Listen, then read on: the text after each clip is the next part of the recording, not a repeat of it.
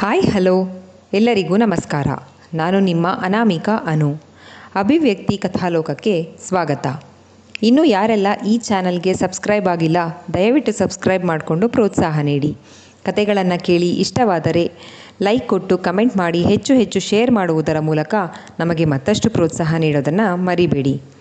ನನ್ನೆದೆಯ ಬಾಂದಳದಿ ಕಥೆಯ 39ನೇ ಅಧ್ಯಾಯವನ್ನು ನೀವೆಲ್ಲರೂ ಕೇಳಿ ಆನಂದಿಸಿದ್ದೀರಾ ಅಂತ ಭಾವಿಸ್ತೇನೆ. ಹಾಗಾದರೆ 40ನೇ ಅಧ್ಯಾಯವನ್ನು ಶುರು ಮಾಡೋಣ.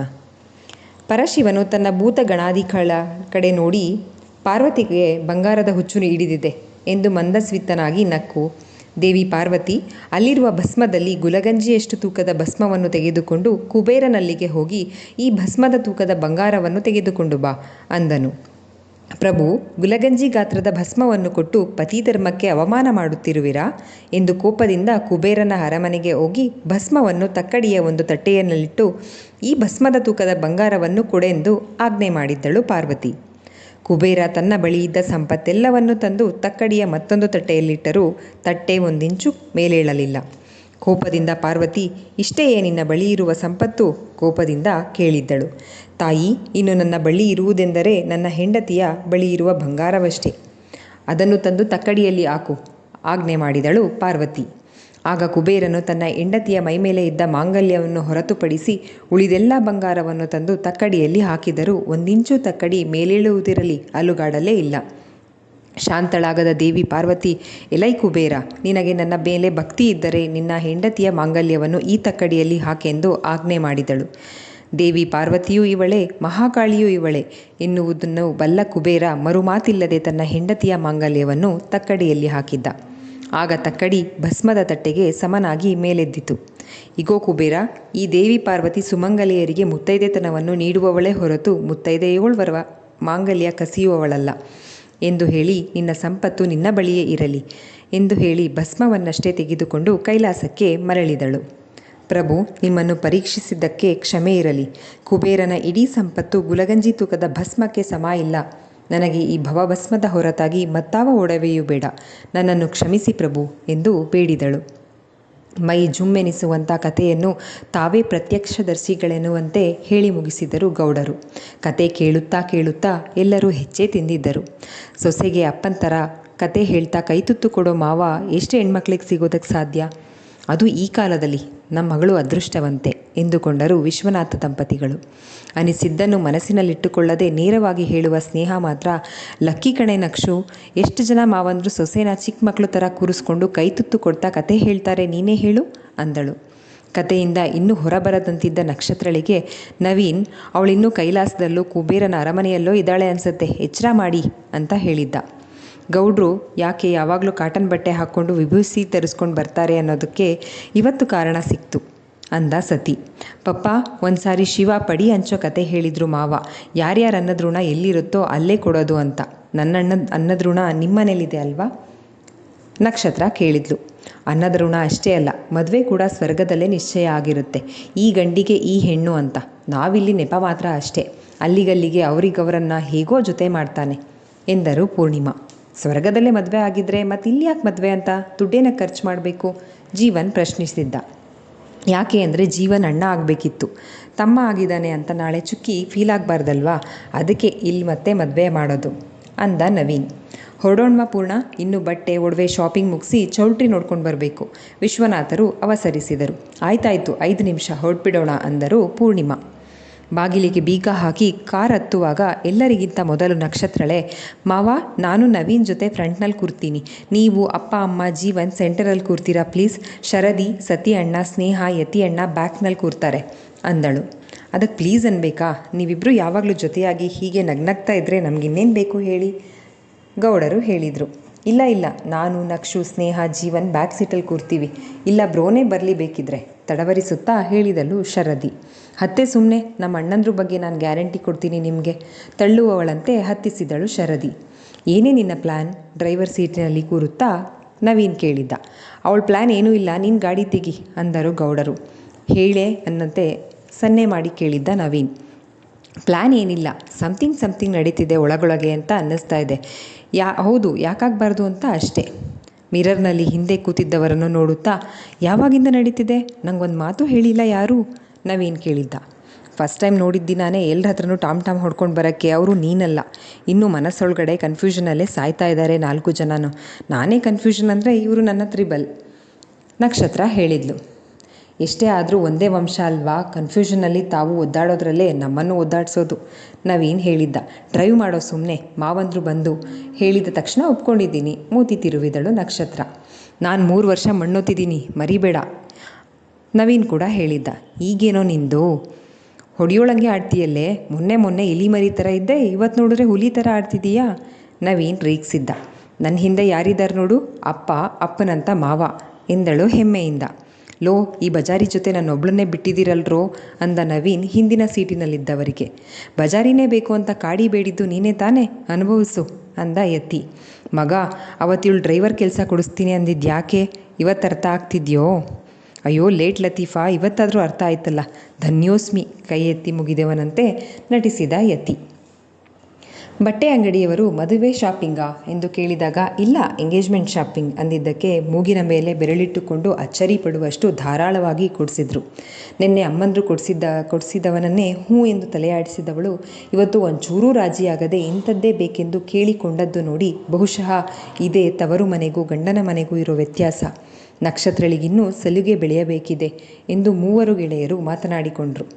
ಜೀವನ್ ಪ್ಲ್ಯಾನ್ ಮಾಡಿದ್ದಂತೆ ಫೋಟೋಶೂಟ್ಗೆ ಕೂಡ ಬಟ್ಟೆ ಆರಿಸುವಾಗ ಎಂಗೇಜ್ಮೆಂಟ್ಗೂ ಮುಂಚೆನೇ ಬರೀ ಹುಡುಗರೆ ಆಚೆ ಹೋದರೆ ಸಮಾಜ ಏನಂದ್ಕೊಳ್ಳುತ್ತೋ ಎಂದು ವಿಶ್ವನಾಥರು ಹಿಂದೇಟು ಹಾಕಿದ್ರು. ಜೀವನ್ ತನ್ನ ಹಠ ಬಿಡಲಿಲ್ಲ. ಕೊನೆಗೆ ಗೌಡರೇ, ವಿಶ್ವ ಅವರೇ, ಈಗಿದೆಲ್ಲ ಸರ್ವೇ ಸಾಮಾನ್ಯ. ನಮ್ಮ ಮಕ್ಕಳು ಏನು ಅಂತ ನಮಗೆ ನಂಬಿಕೆ ಇದೆ ಅಲ್ವಾ, ಬಿಡಿ, ಜನಗಳಿಗೆ ಯಾಕೆ ತಲೆ ಕೆಡಿಸ್ಕೋತೀರಾ ಎಂದು ಸಮಾಧಾನಿಸಿ ಒಪ್ಪಿಸಿದ್ರು. ನಕ್ಷತ್ರ ಕೇಳಿದಂತಹ ಲೆಹಂಗಾವನ್ನೇ ನವೀನ್ ಕೊಡಿಸಿದ್ದ. ಇದೇನಕ್ಕೆ ಈಗ ಎಂಗೇಜ್ಮೆಂಟ್ನಲ್ಲಿ ಹಾಕ್ಕೊಳ್ಳೋ ಆಗಿಲ್ವಲ್ಲ, ಸುಮ್ಮನೆ ಮನಿ ವೇಸ್ಟ್, ಬೇಡ ಅಂತ ಅಂದ್ಲು. ಬಯಸಿದಂತಿರಲು ಬಿಡದೆ ಸ್ವಾತಂತ್ರ್ಯಕ್ಕೆ ಹಾಕುವ ಕಡಿವಾಣಕ್ಕೆ ಮದುವೆ ಎಂದೆಸರು ಇರಬೇಕೇನೋ ಎಂದುಕೊಳ್ಳುತ್ತಾ ನಿರಾಸೆ ಮುಖದಲ್ಲಿ ಎದ್ದು ಕಾಣುತ್ತಿತ್ತು. ಯಾವುದನ್ನೇ ಆಗಲಿ ಇದಿಷ್ಟೇ ಅಂತ ಸಡನ್ನಾಗಿ ಡಿಸೈಡ್ ಆಗೋದೇನಕ್ಕೆ? ಟ್ರಸ್ಟ್ ಮೀ, ಎಂಗೇಜ್ಮೆಂಟ್ಗಿಂತ ಮೆಮೊರಬಲ್ ಆದ ಮೂಮೆಂಟ್ನಲ್ಲಿ ನೀನು ಇದನ್ನು ಹಾಕೋತೀಯ, ಓಕೆನಾ? ನಗು ಪ್ಲೀಸ್ ಅಂದ ನವೀನ್. ಎಂಗೇಜ್ಮೆಂಟ್ಗಿಂತ ಮೆಮೊರಬಲ್ ಮೂಮೆಂಟಾ? ಯಾವುದದು ಎಂದು ಯೋಚಿಸುತ್ತಾ ಯಾವುದು ಅಂತ ಕೇಳಿದ್ಲು ನಕ್ಷತ್ರ ಪ್ರಶ್ನಾರ್ಥಕವಾಗಿ.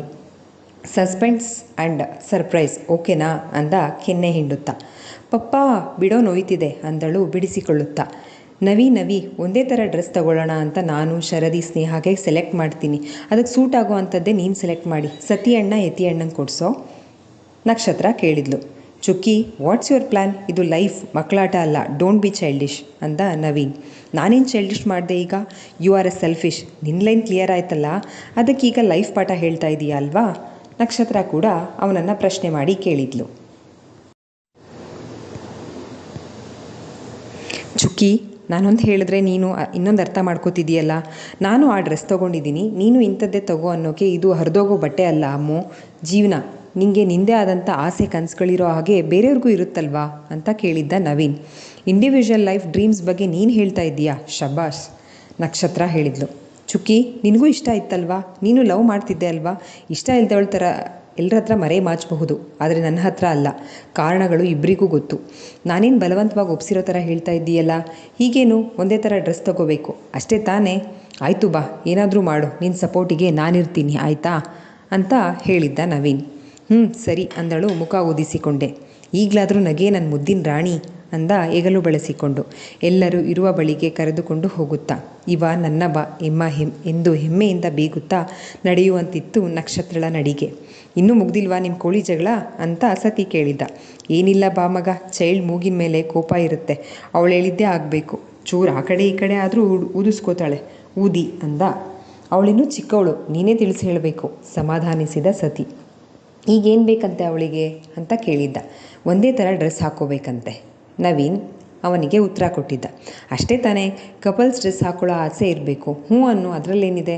ಮನಸ್ಸಿನ ಆಸೆಗಳನ್ನ ಎಲ್ಲ ಹೆಣ್ಮಕ್ಳು ಬಾಯ್ಬಿಟ್ಟು ಹೇಳಲ್ವೋ? ನಕ್ಷು ಅಂತ ಬಾಯ್ಬಡುಕ್ರಷ್ಟೇ ಇಂಥದ್ದಕ್ಕೆ ಬೇಕು, ಲೈಫ್ ಹೀಗೆ ಇರಬೇಕು ಅಂತ ಹೇಳೋದು. ಫಾರ್ ಎಕ್ಸಾಂಪಲ್ ಶರದಿನ ನೋಡು, ಬೇಕಾದರೆ ಅವಳು ಏನೂ ಕೇಳೋದು ಇಲ್ಲ, ಹೇಳೋದು ಇಲ್ಲ, ಟೋಟಲಿ ಡೆಡ್ ಆಪೋಸಿಟ್ ಕ್ಯಾರೆಕ್ಟರ್. ಅದೇಗೆ ಬೆಸ್ಟೀಸ್ ಆದ್ರೋ ಅಂದ ಸತಿ. ಸುಮ್ಮನೆ ಚುಕ್ಕಿ ಮೇಲೆ ರೇಗಿದ್ನಲ್ಲ, ಅವಳ ಮಾತಲ್ಲಿ ಹುರುಳಿಲ್ಲದೇ ಇಲ್ಲ, ಫ್ರೀಯಾಗಿ ಕೂರಿಸ್ಕೊಂಡು ವಿಷಯ ಕೇಳಬೇಕು ಅಂದುಕೊಂಡ ನವೀನ್. ಅಪ್ಪನೇ ಚುಕ್ಕಿ ಆಸೆ ಪಟ್ಟು ಹೇಳಿದ್ಲು ಅಂತ ರೇಷ್ಮೆ ಸೆಟ್ ಹಾಕ್ಕೊಳ್ಳೋದಕ್ಕೆ ಒಪ್ಕೊಂಡಿದ್ದಾರೆ. ಚೈಲ್ಡ್ ಥರ ಆಡಿದ್ರೂ ಎಲ್ಲದರ ಹಿಂದೆ ಬಲವಾದ ಕಾರಣ ಇರುತ್ತೆ. ಒಳ್ಳೆ ಹುಡುಗಿ, ಮುದ್ದು ನನ್ನವಳು, ಮನಸ್ಸಲ್ಲೇ ಮುದ್ದಿಸಿದ್ದ. 3 ಸೆಟ್ ಒಂದೇ ಥರ ಡ್ರೆಸ್ ಕೊಡಿ, ಸೇಮ್ ಪಿಂಚ್ ಥರ ಗರ್ಲ್ಸ್ಗೆ ಸ್ಯಾರಿ, ಬಾಯ್ಸ್ಗೆ ಫಾರ್ಮಲ್ ಫೋಟೋಶೂಟ್ಗೆ ಆರ್ಡರ್ ಮಾಡಿದಳು ನಕ್ಷತ್ರ. ನಕ್ಷು, ಎಂಗೇಜ್ಮೆಂಟ್ ನಿಂದು, ನಮ್ಮಿಬ್ರಿಗೆ ಆಲ್ರೆಡಿ 2 ಸ್ಯಾರಿ 2 ಡ್ರೆಸ್ ಆಗಿದ್ದಾವೆ, ಮತ್ತೇನೆ ನಿಂದು? ಶರದಿ ಕೇಳಿದ್ಲು. ಇದೊಂದೇ ಲಾಸ್ಟ್, ಎಲ್ಲರೂ ಒಂದೇ ಥರ ಹಾಕ್ಕೊಳ್ಳೋಣ. ಫೋಟೋಶೂಟ್ಗೆ ಹೋಗ್ತೀವಲ್ಲ, ಆಗ ಫೋಟೋಶೂಟ್ ಮಾಡಿಸೋಣ. ಫೋಟೋನ ಎನ್ಲಾರ್ಜ್ ಮಾಡಿಸಿ ನಮ್ಮ ರೂಮಲ್ಲಿ ಎಂದು ಹೋದವಳು ನಾಲಿಗೆ ಕಚ್ಚಿ ನನ್ನ ರೂಮಲ್ಲಿ ಹಾಕೋತೀನಿ ಅಂದ್ಲು.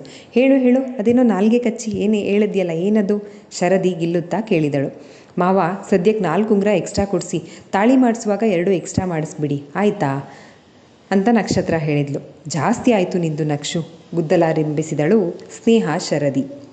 ನಕ್ಷು ಅವರಿಬ್ಬರಿಗೆ ರೇಗ್ಸಕ್ಕೆ ಹಾಗೆ ಮಾತಾಡ್ತಿದ್ದಾಳೋ, ಸೀರಿಯಸ್ ಆಗಿದ್ದಾಳೋ ತಿಳ್ಕೊಬೇಕಲ್ಲ. ಸುಮ್ಮನೆ ಆಡಲ್ವಲ್ಲ, ಮನ್ಸಿಗೇನಾದರೂ CC ಕ್ಯಾಮ್ರಾ ಫಿಕ್ಸ್ ಮಾಡಿದ್ದಾಳ?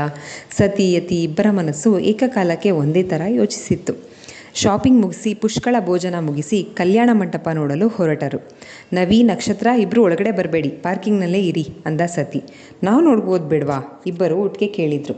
ನೀವು ಎಂಗೇಜ್ಮೆಂಟ್ ದಿನ ನೋಡುವಂತ್ರಿ, ನಾವು ಬರೋವರೆಗೂ ಆರಾಮಾಗಿ ಮಾತಾಡ್ತಾ ಕೂತೀರಿ ಅಂದರು ಎಲ್ಲರೂ ಒಟ್ಟಿಗೆ. ಆಯಿತು, ಹೋಗಿ ಬನ್ನಿ. ಚುಕ್ಕಿ, ನೀನು ಕಾರಲ್ಲೇ ಕೂತಿರು, ನಾನು ನಿನಗೆ ಐಸ್ ಕ್ರೀಮ್ ತರ್ತೀನಿ ಅಂದ ನವೀನ್. ಕಣ್ಮುಚ್ಚಿ ಸೀಟಿಗೊರಗಿದವಳಿಗೆ, ತಗೋ ನಿನ್ನ ಫೇವ್ರೆಟ್ ಚಾಕ್ಲೇಟ್ ಫ್ಲೇವರ್ ಎನ್ನುತ್ತಾ ಮುಂದಿಡಿದ. ಒಂದೇ ತಂದಿದ್ದೀಯಾ ನಿನಗೆ? ನಂಗೆ ಬೇಡ, ನೀನು ತಿನ್ನು, ಆ ಮಾಡು ಅನ್ನುತ್ತಾ. ಈಗೇಳು, 4 ಜನದ ಬಗ್ಗೆ ನಿನ್ನ ಮನಸ್ಸಿನಲ್ಲಿ ಏನು ಲೆಕ್ಕಾಚಾರ ಮಾಡ್ತಿದ್ದೀಯಾ? ನವೀನ್ ಕೇಳಿದ್ದ. ಐಸ್ ತಿನ್ನಿಸ್ತಾ ನೈಸ್ ಮಾಡೋ ಪ್ಲ್ಯಾನಾ? ನಕ್ಷತ್ರ ಕೇಳಿದ್ಲು. ಕರ್ಮ ಮಾರಾಯ್ತಿ, ನಿನ್ನ ಹತ್ರ ಹೇಗೆ ಕೇಳಬೇಕು ಅನ್ನೋದೇ ಗೊತ್ತಾಗ್ತಾ ಇಲ್ಲ, ನವೀನ್ ಹೇಳಿದ್ದ. ನವೀನ್ ಕೈಲಿದ್ದ ಐಸ್ ಕ್ರೀಮ್ ತೆಗೆದುಕೊಂಡು ಆ ಮಾಡು ಎಂದಳು. ಕೀಲಿ ಕೊಟ್ಟ ಗೊಂಬೆಯಂತೆ ಆ ಮಾಡಿದ ತಿನ್ನಿಸುತ್ತಲೇ. ನಾವೆಲ್ಲರೂ ಫುಡ್ ಸ್ಟ್ರೀಟ್ಗೆ ಹೋಗಿದ್ವಲ್ಲ, ನೆನಪಿದ್ಯಾ? ನಕ್ಷತ್ರ ಕೇಳಿದಾಗ, ಲೂಸ್, ಎಷ್ಟೊಂದು ಸರ್ತಿ ಹೊರಗಡೆ ಹೋಗಿದ್ದೀವಿ ಕಣೆ, ನಾವು ಯಾವಾಗಂತ ಕರೆಕ್ಟಾಗಿ ಹೇಳೆ ಅಂತ ನವೀನ್ ಹೇಳ್ದ.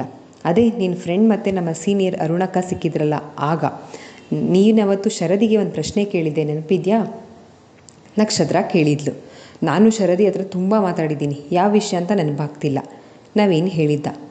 ಚುಕ್ಕಿ, ನೀನು ಒಂದೇ ಏಜ್ ಅವರು, ಆದರೆ ಅವಳಿಗಿಲ್ಲದೆ ಇರೋ ಮೆಚ್ಯೂರಿಟಿ ನಿನ್ನಲ್ಲಿ ಹೇಗೆ ಅಂತ ಕೇಳಿದ್ದೆ, ನೆನಪಿದ್ಯಾ ಅಂತ ನಕ್ಷತ್ರ ನೆನಪು ಮಾಡಿದ್ಲು.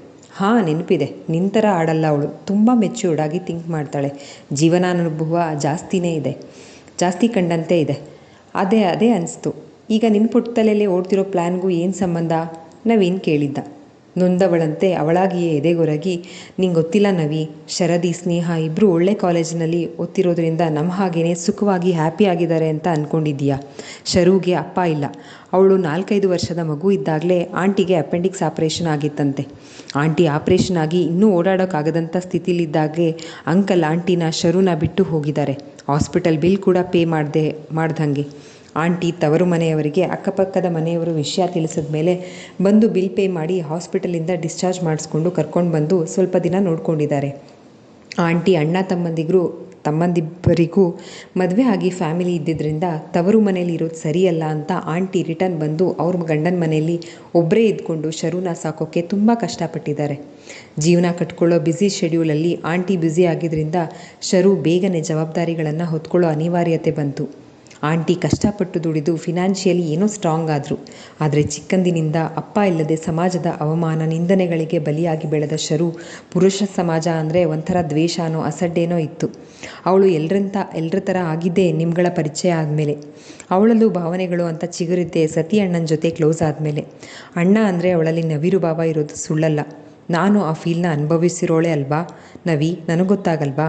ಅವಳ ಮನಸ್ಸಿನಲ್ಲಿ ನಡೀತಿರೋ ಗೊಂದಲಗಳು, ಅವಳಲ್ಲಿ ಚಿಗುರಿರೋ ಭಾವನೆಗಳಿಗೆ ನೀರಿರಿದು ಪೋಷಿಸಲಿಲ್ಲ ಅಂದರೆ ಅವಳು ಮತ್ತೆ ಭಾವನೆಗಳೇ ಇಲ್ಲದ ಬರಡು ಆಗೋದು ಸುಳ್ಳಲ್ಲ. ನಿಂಗೆ ಗೊತ್ತಿಲ್ವಾ, ಅವಳು ಆಧ್ಯಾತ್ಮ ಸನ್ಯಾಸತ್ವ ದೀಕ್ಷೆ ಅಂತ ಮಾತಾಡೋಳು.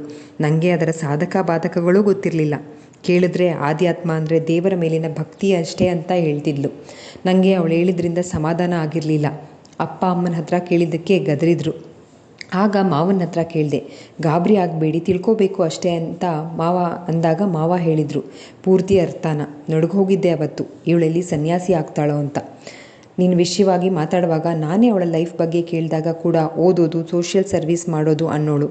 ಅವಳು ಆಧ್ಯಾತ್ಮದ ಬಗ್ಗೆ ಓದೋಕೆ ಅಂತ ತರಿಸ್ತಿದ್ದ ಬುಕ್ಸ್ನೆಲ್ಲ ನಾನೇ ಕದೀತಿದ್ದೆ, ಅವಳು ಓದೋದನ್ನು ಅವಾಯ್ಡ್ ಮಾಡೋಕ್ಕೆ. ಅವಳು ಯಾರೊಬ್ಬ ಬಾಯ್ಸ್ ಜೊತೆನೂ ಮಾತಾಡ್ತಿರ್ಲಿಲ್ಲ. SSLC ಮುಗಿದ ಮೇಲೆ ಬೇರೆ ಕಾಲೇಜಿಗೆ ಹೋಗಬೇಕಂತಿದ್ದವಳು ನಾನು. ಆದರೆ ಅವಳು ಎಜುಕೇಷನ್ ಇರೋ ಕಾಲೇಜಿಗೆ ಬರಲ್ಲ ಅಂದಿದ್ದಕ್ಕೆ ನಾನು ಮಾಳ್ವಾಸ್ನಲ್ಲೇ ಕಂಟಿನ್ಯೂ ಆಗಿದ್ದು. ಅಂಥವಳಲ್ಲಿ ಭಾವನೆಗಳು ಚಿಗುರ್ತಾ ಇದ್ದಾವೆ. ಅವಳಿಗೂ ಸಂಗಾತಿ, ಪ್ರೀತಿ, ಮದುವೆ ಅಂತ ಆಸೆಗಳು ಹುಟ್ಟಿದೆ ಅಂತ, ಆದರೆ ತೋರಿಸ್ಕೊತಾ ಇಲ್ಲ. ಕನ್ಫ್ಯೂಷನಲ್ಲಿದ್ದಾಳೆ. ನಾನೇ ನೋಡ್ಕೋತೀನಿ. ಸತಿ ಅಣ್ಣನ ನೋಡಿದ್ರೆ ಅವಳ ಮುಖದಲ್ಲಿ ಮುಖಭಾವನೆ ಬದಲಾಗುತ್ತೆ. ಎಲ್ಲಿ ಭಾವಪಾಶದಲ್ಲಿ ಸಿಲುಕ್ತೀನೋ ಅನ್ನೋ ಭಯದಲ್ಲಿ ಹೆಜ್ಜೆನ ಹಿಂದಿಡ್ತಾಳೆ ಅಂತ ನಕ್ಷತ್ರ ಹೇಳ್ತಾ ಇದ್ಲು. ಇನ್ನು ಸ್ನೇಹ, ಅವಳ ಬಗ್ಗೆ ನಕ್ಷತ್ರ ಏನು ಹೇಳ್ತಾಳೆ? ಈ ಎಲ್ಲ ವಿಷಯಗಳನ್ನು ತಿಳ್ಕೋಬೇಕು ಅಂದರೆ ಮುಂದಿನ ಸಂಚಿಕೆಗಾಗಿ ಕಾಯ್ತಾ ಇರಿ. ಈ ಸಂಚಿಕೆ ನಿಮ್ಮೆಲ್ಲರಿಗೂ ಇಷ್ಟವಾಗಿದೆ ಅಂತ ಭಾವಿಸ್ತೇನೆ. ದಯವಿಟ್ಟು ನಿಮ್ಮ ಅನಿಸಿಕೆ, ಅಭಿಪ್ರಾಯಗಳನ್ನು ಕಮೆಂಟ್ ಸೆಕ್ಷನಲ್ಲಿ ಹಂಚ್ಕೊಳ್ಳೋದನ್ನು ಮರಿಬೇಡಿ. ಧನ್ಯವಾದಗಳು.